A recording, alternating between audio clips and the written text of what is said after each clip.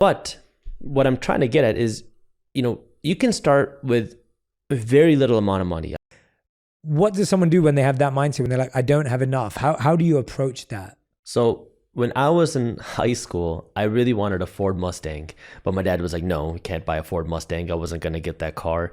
But this is, again, when stock prices had crashed. And the next best thing, if I couldn't buy a Ford Mustang, and I started reading the business books then, was how about I buy some of the Ford stock? I didn't have a lot of money. My first investment in the Ford stock was $2 because that's how much the stock was trading for. Now it's much higher.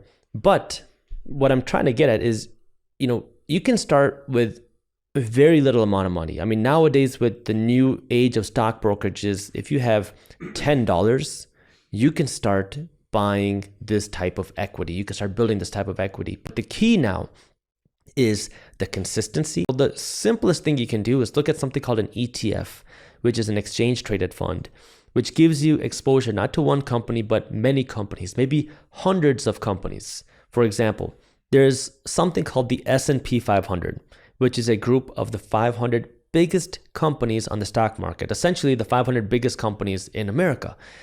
You can invest in the S&P 500 by investing in just one symbol. Now, every time you get paid, put in $100.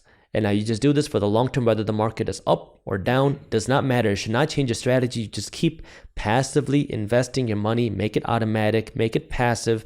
That way you don't have to even worry about it. And now you just keep building it up, because now it's the whole idea of compounding. I made a couple of videos where I talked about two people. One was a janitor, one worked in a school. Both of them made very little income, yet both of them retired very wealthy. And the reason, and I'm talking about in the millions of dollars, and the reason why they've been able to retire with $1 million plus was because they took a little bit of money every time they got paid and they just invested that money. They always invested in assets before they started going out and buying things that made them look rich every single time. And when you put that little bit of money to work, whether you're starting with $25 or $250 or $1,000, when you put that money to work and you do that consistently over time, you can build real